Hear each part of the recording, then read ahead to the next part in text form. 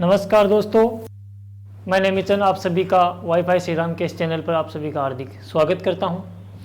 आज हम दोस्तों अध्ययन करेंगे 7 अक्टूबर के करंट जीके का, जो हम परमानेंट जो क्लासें लेके आ रहे हैं। देखिएगा क्वेश्चन नंबर 1। क्वेश्चन नंबर 1 की बात कि हाल ही में अंतर्राष्ट्रीय बुनाई मेला कहाँ आयोजित किया जाएगा। पूछा यह जा रहा है कि हाल ही के अंदर भारत में 50वां अंतर्राष्ट्रीय बुनाई मेला कहाँ आयोजित किया जाएगा। इस मेले की बात है दोस्तों, बुनाई मतलब कपड़े सिलने की जो कला है, ये सिलाई से संबंधित मेला है। ये पूछा जा रहा है कि कहाँ आयोजित किया जाएगा। तो ये दोस्तों आयोजित जो है ये आयोजित किया जाएगा दोस्तों तिरुपुर के अंदर। ये तिरुपुर में आयोजित किया जाएगा। अब क्वेश्चन ये बनता है कि तिरुपुर दे रखा है, लेकिन तिरुपुर जो है भारत में किस राज्य के अंतर्गत पड़ता है। देखिएगा, हम तिरुपुर की बात करते हैं तो तिरुपुर की बात करें तो तिरुपुर जो दोस्तों पड़ता है, यह पड़ता है तमिलनाडु के अंतर्गत।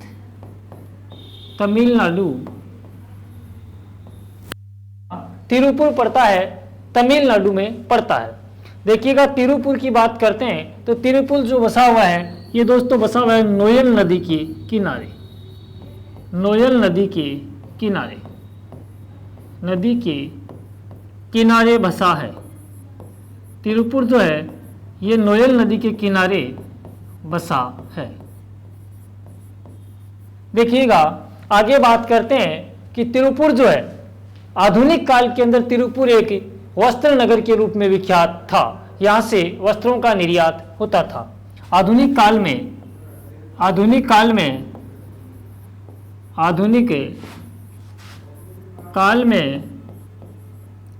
वस्त्र नगर के रूप में विख्यात, वस्त्र नगर के रूप में विख्यात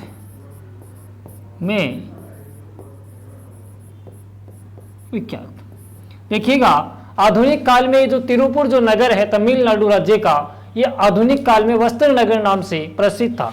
ध्यान रखिएगा, इसे भारत की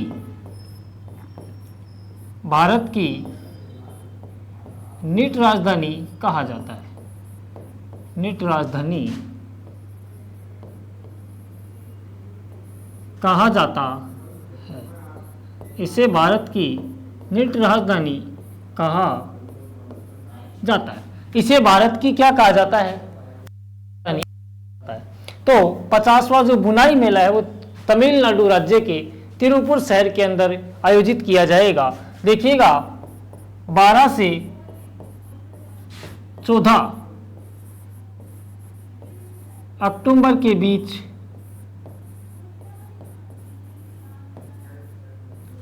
के बीच ये मेला आयोजित होगा।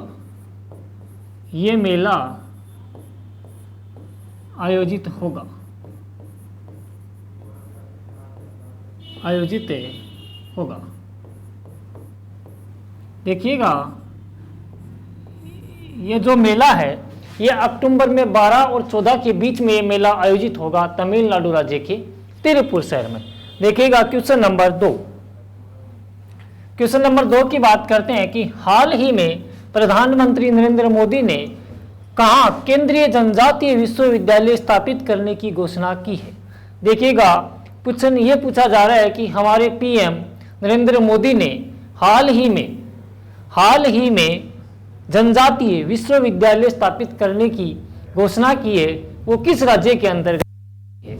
देखिएगा दोस्तों, वो बात करते हैं तो ये कहा है कि तेलंगाना के अंदर घोषणा की गई है, लेकिन तेलंगाना का कौन सा शहर है जहां पे जनजातीय विश्वविद्यालय बनाया जाएगा। इस पे दोस्तों 900 करोड़ रुपए खर्च किए जाएंगे। तेलंगाना के एक मुलुगु शहर है, उसके अंदर एक कार्यक्रम आयोजित हुआ था, सरकारी कार्यक्रम, जिसका नाम दोस्तों था खुला मैदान मेरा वादा, जिसके अंदर ये बताया गया कि मैं 900 करोड़ रुपए की मतलब जो लागत से एक तेलंगाना के मुलुगु शहर के अंदर जनजातीय विश्वविद्यालय की घोषणा की गई है। अर्थात एक सम्मानित महिला, जनजातीय महिला है समका सरका, उसके नाम से विश्वविद्यालय खोला जाएगा। देखिएगा कहाँ, हम बात करते हैं तेलंगाना, क्या तेलंगाना, तेलंगाना। देखिएगा तेलंगाना की बात करें, भारत का सबसे नवीनतम राज्य, कौन सा राज्य? भारत का सबसे नवीन राज्य, नवीन राज्य, भारत का सबसे नवीन राज्य 2014। भारत का ये सबसे नवीनतम राज्य है जो 2014 के अंदर बनाया गया। दोस्तों इसकी राजधानी, तेलंगाना की राजधानी कौन सी है? हैदराबाद। राजधानी हैदराबाद, कौन सी है? हैदराबाद। तेलंगाना की राजधानी हैदराबाद है। देखिएगा तेलंगाना के मुलुगु शहर में, मुलुगु, कौन सा? मुलुगु शहर, मुलुगु शहर में, मुलुगु शहर में सम्मानित महिला, सम्मानित महिला समका सरका के नाम से, समका सरका के नाम से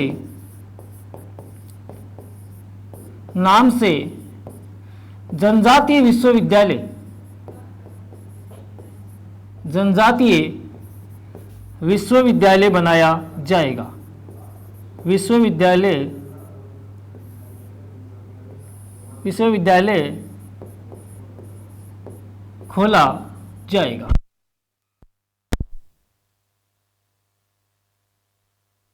मुलुगु नाम से एक शहर है, उसके अंदर एक महिला है जनजातीय सम्मानित हुई, समका और सरका, एक महिला के नाम से जनजातीय विश्वविद्यालय वहां पे खोला जाएगा। और देखिएगा यहाँ पे कार्यक्रम हुआ था, कार्यक्रम, कौन सा कार्यक्रम हुआ था?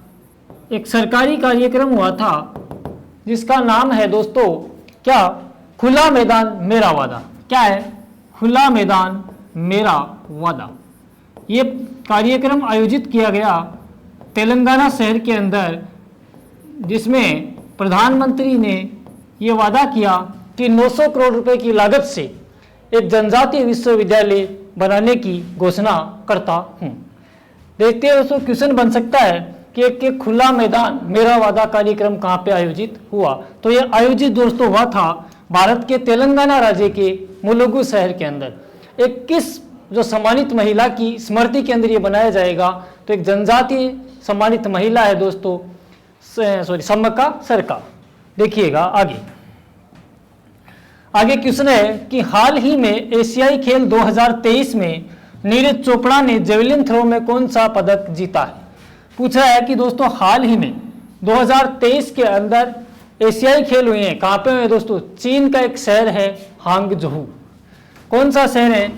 चीन के हांगझोऊ शहर में, चीन के हांगझोऊ शहर में, हांगझोऊ शहर में हाल ही में हुए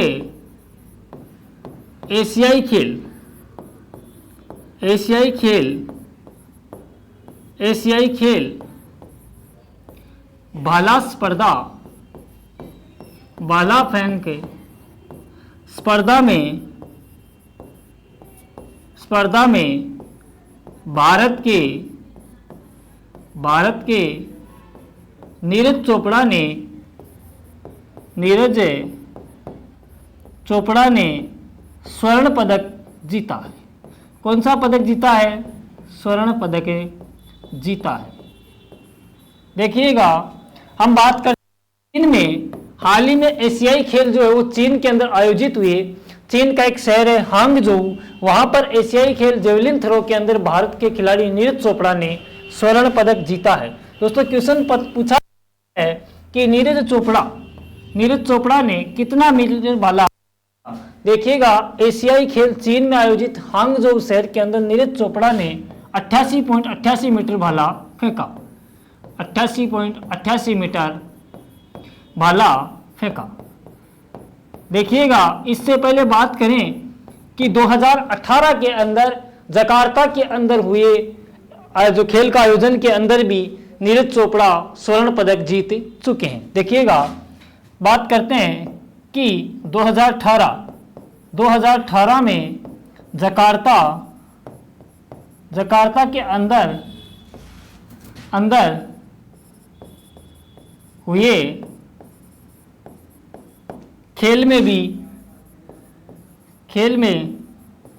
भी नीरज चोपड़ा गोल्ड मेडल जीत चुके हैं। नीरज चोपड़ा गोल्ड मेडल जीत चुके हैं। गोल्ड मेडल जीते चुके हैं। गोल्ड मेडल जीत चुके हैं। देखिएगा, क्वेश्चन आ सकता है कि सर्वप्रथम नीरज चोपड़ा ने कहां पर हुए खेल आयोजन के अंदर स्वर्ण पदक जीता? तो दोस्तों, जकार्ता के अंदर हुए खेल के अंदर स्वर्ण पदक जीता। आपको पूछा जा सकता है कि जकार्ता कहां पे है? तो दोस्तों ध्यान रखना, जकार्ता इंडोनेशिया की राजधानी है। इंडोनेशिया की राजधानी।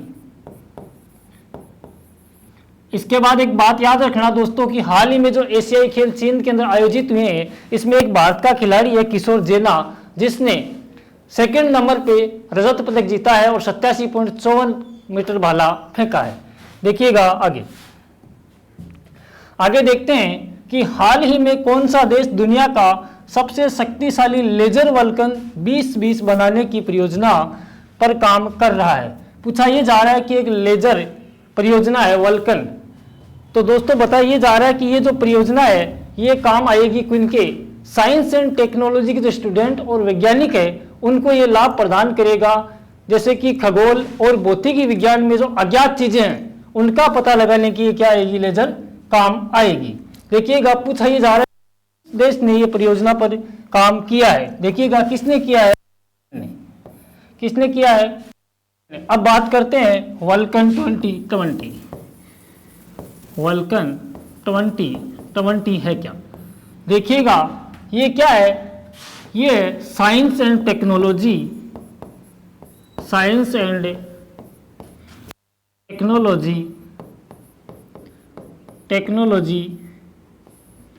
में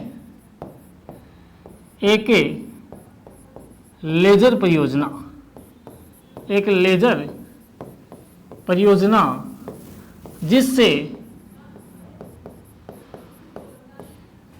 साइंस के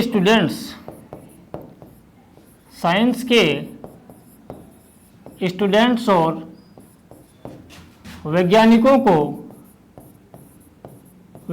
को लाभ प्राप्त होगा।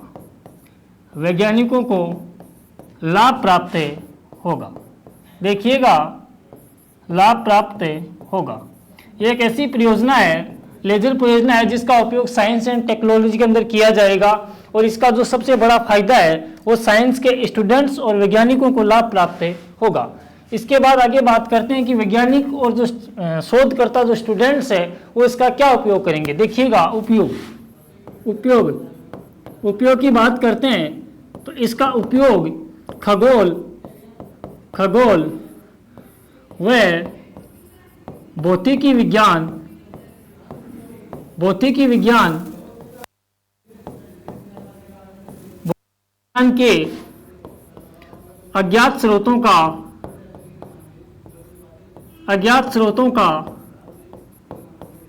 पता लगाने में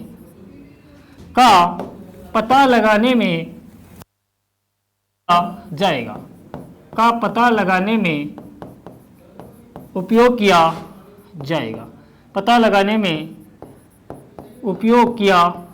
जाएगा।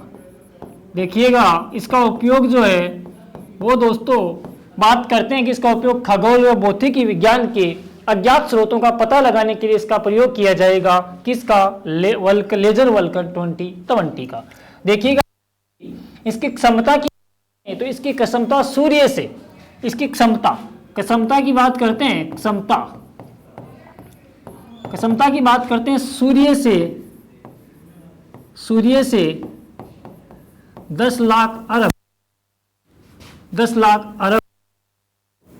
गुना अधिक चमकीला,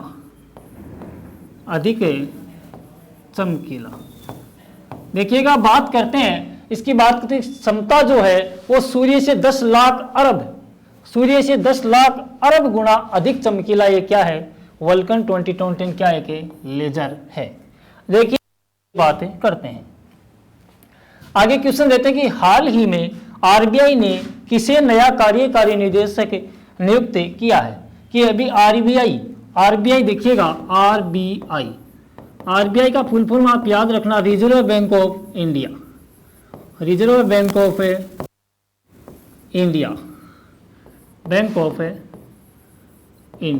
कि हाल ही में रिजर्व बैंक ऑफ इंडिया ने अपना नया कार्यकारी निदेशक किसे नियुक्त किया है। देखिएगा ये नियुक्त किया श्री मनीष कपूर को।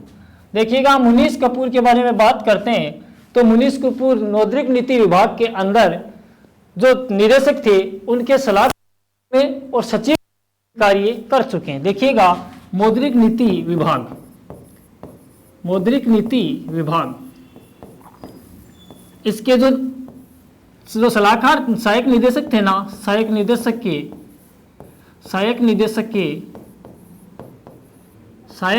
के सचिव और सलाहकार रह चुके हैं, सचिव और सलाहकार, सलाहकार। देखिएगा क्वेश्चन 2 बन चुके हैं कि आरबीआई ने हाल ही में जो नया कार्यकारी जो निदेशक जो नियुक्त किया वो मनीष कपूर को किया है, और इससे पहले जो मनीष कपूर है मौद्रिक नीति विभाग के अंदर सहायक निदेशक के सलाहकार और सचिव के पद पर कार्य कर चुके हैं। देखिएगा आगे क्वेश्चन दिया है कि हाल ही में कौन महिला भारत की 7वीं सबसे अमीर व्यक्ति बन गई है। ये पूछ रहा है कि ऐसी भारत की कौन सी महिला है जो 7वीं सबसे अमीर व्यक्ति बन गई है। देखिएगा ये दोस्तों है सावित्री जिंदल की बात करें तो फोर्ब्स दोस्तों एक पत्रिका निकलती है, फोर्ब्स, कौन सी, फोर्ब्स। देखिएगा फोर्ब्स कहाँ से, फोर्ब्स रहती है अमेरिकी व्यापार पत्रिका, अमेरिकी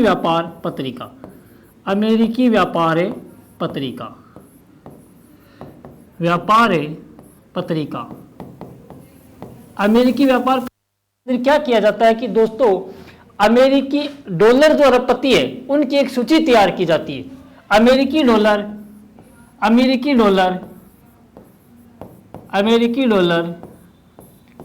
अरबपतियों की सूची की जाती है, डॉलर अरबपतियों की सूची तैयार की जाती है। देखिएगा फोर्ब्स एक अमेरिका की एक पत्रिका है जो काम ये करती है कि उसके अंदर अमेरिकी डॉलर जो अरबपति है उनकी एक सूची तैयार की जाती है। तो हाल ही में एक भारत की महिला है जिसका इस सूची के अंदर नाम आया है दोस्तों, वो कौन है, सावित्री जिंदल। देखिएगा सावित्री जिंदल की बात करते हैं तो ये ओपी जिंदल ग्रुप की है, ओपी जिंदल ग्रुप की चेयरमैन, ओपी जिंदल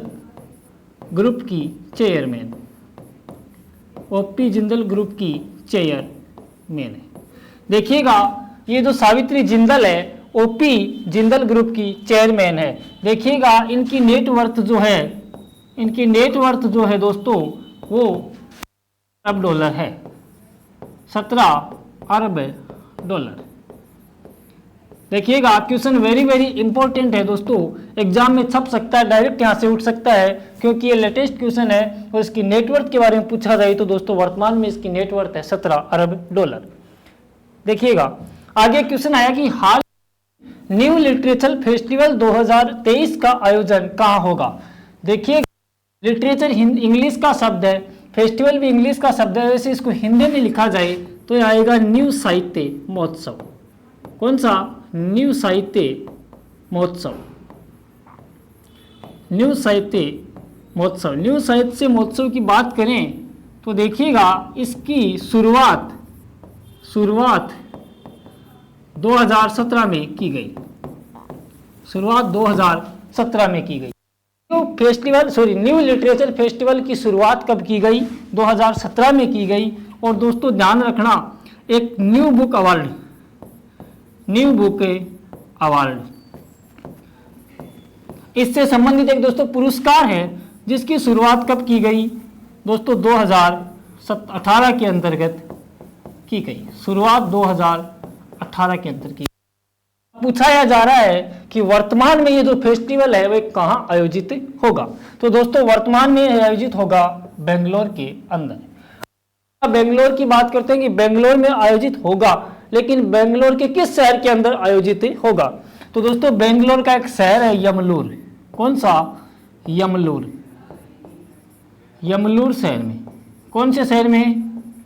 यमलूर शहर में आयोजित होगा। में 7 व 8 अक्टूबर को आयोजित होगा। अक्टूबर को आयोजित होगा। ये 7 व 8 अक्टूबर को बेंगलोर के यमलूर शहर में क्या होगा? आयोजित होगा। देखिएगा क्वेश्चन में आगे क्वेश्चन दिया कि हाल ही में किस राज्य सरकार ने कोनोक्रॉप्स संयंत्र पर प्रतिबंध लगा दिया है? याद रखना दोस्तों बात, कोनोक्रॉप्स संयंत्र। कोनोक्रॉप्स दोस्तों एक प्रजाति है। कौन सी? एक मैंग्रोव पादप की प्रजाति है जो बहुत एक सुंदर पौधे की प्रजाति है और सबसे ज्यादा ये गुजरात के अंदर दोस्तों लगाए गए थे। हाल ही में गुजरात ही ने इस पे प्रतिबंध लगाया है। कारण ये है कि दोस्तों इसकी गंध जो है तीखी है और ये क्या पर्यावरण और व्यक्ति के स्वास्थ्य को क्या करती है? खतरा पहुंचाती है। तो इससे इसका जो उपयोग है सबसे ज्यादा सजावटी पेड़ पौधे।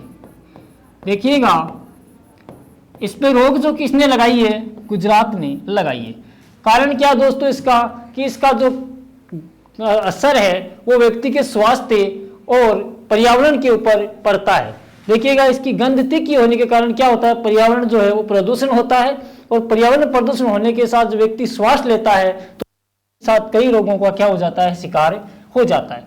अब देखिए बात करते हैं कि इस पौधे को क्या कहा गया? इस पौधे को राक्षस वृक्ष भी कहा गया है। राक्षसी वृक्ष। अब राक्षसी वृक्ष क्यों कहा गया है? राक्षसी वृक्ष इसलिए कहा गया है इस पौधे के नीचे अगर कोई महिला बैठ जाए तो उसका गर्भपात हो जाता है। तो जब इस पेड़ के नीचे जब महिलाएं बैठती थी तो उनका गर्भपात हो जाता था। महिलाओं का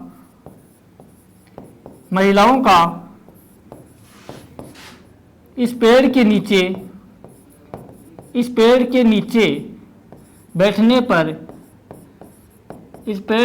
बैठने पर गर्भपात हो जाता है। महिलाओं का इस पेड़ के नीचे बैठने पर गर्भपात हो जाता है। इस कारण इसे क्या कहा गया है? राक्षसी वृक्ष कहा गया है। और इसको देखते हुए गुजरात सरकार ने कोनोक्रॉप्स संयंत्र पर प्रतिबंध लगा दिया है। देखिएगा आगे क्वेश्चन नंबर ये बता कि हाल ही में किसने स्वावलंबन 2.0 लॉन्च किया? देखिएगा ये किया है अपने गृह मंत्री राजनाथ सिंह ने। देखिएगा 4 अक्टूबर 2023 को एक मीटिंग हुई थी। 4 अक्टूबर 2023 को नई दिल्ली में आयोजित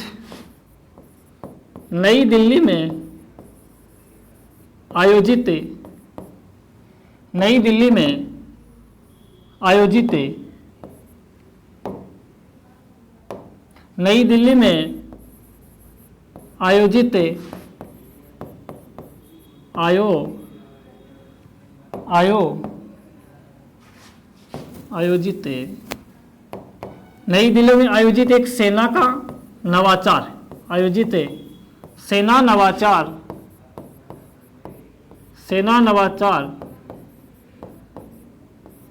नवाचार प्लस एक हुआ था स्वदेशीकरण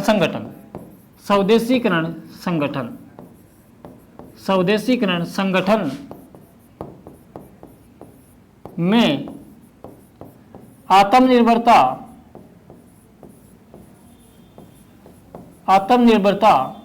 बढ़ाने हेतु राजनाथ सिंह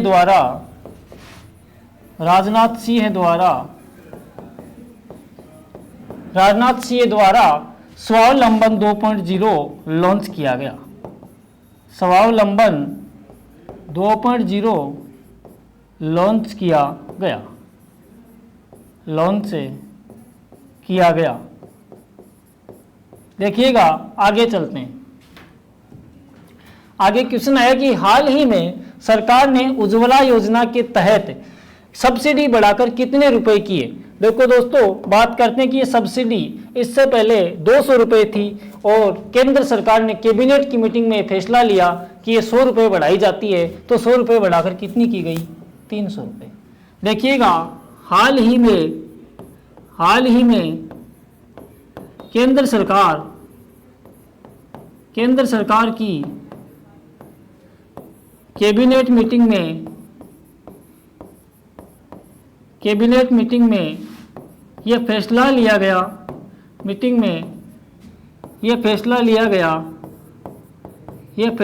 गया कि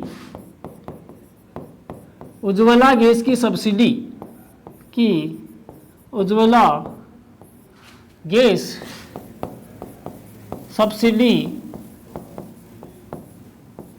200 से बढ़ाकर 300 रुपये की जाती है। 200 से बढ़ाकर 300 की जाती है। देखिएगा, कैबिनेट की मीटिंग हुई थी, केंद्र सरकार ने फैसला लिया कि ये जो उज्ज्वला गैस की जो सब्सिडी योजना के अंदर 200 रुपये मिलते थे, उसे 100 रुपये बढ़ाकर 300 रुपये कर दिया गया है। देखिएगा आगे कि हाल ही में एसेंस के नए ब्रांड एम्बेसडर कौन बने हैं। एसेंस क्या है? एसेंस दोस्तों एक कंपनी है। कौन सी? टेलीविजन निर्माता, टेलीविजन प्लस रेफ्रिजरेटर निर्माता कंपनी। ये कंपनी है जो टेलीविजन और रेफ्रिजरेटर निर्माता कंपनी है। देखिएगा, इस कंपनी ने हमारे भारतीय खिलाड़ी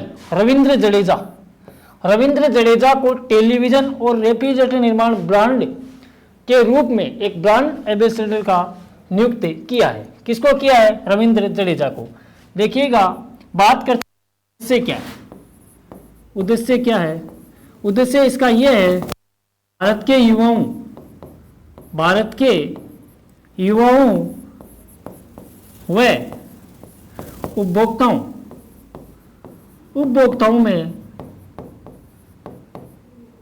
उपभोक्ताओं में जडेजा के कौशल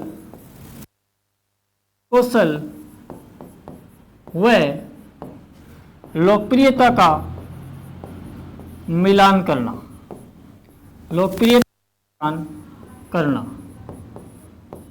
इसका उद्देश्य है कि रविंद्र जडेजा को ब्रांड एम्बेसडर नियुक्त करने का उद्देश्य यह है कि भारत के युवा और उपभोक्ताओं के अंदर जडेजा के कौशल व लोकप्रियता का मिलान करना है। हिसेंस पूछा जा सकता है। हिसेंस टेलीविजन प्लस रेफ्रिजरेटर निर्माण कंपनी है। अब देखिएगा दोस्तों, ये दोस्तों 11 क्वेश्चन थे करंट के, इनका हमने अध्ययन किया। इसी कड़ी में हम अध्ययन करेंगे कल। आप इसको जो PDF है वो डाउनलोड करने के लिए टेलीग्राम चैनल है दोस्तों, एक है श्री राम एजू रवि सर और दूसरा जो टेलीग्राम चैनल है वो है Shri Ram edu students Ravi sir के नाम से आप डाउनलोड कर लेना। वहाँ पे आपको इसकी PDF मिल जाएगी। धन्यवाद दोस्तों।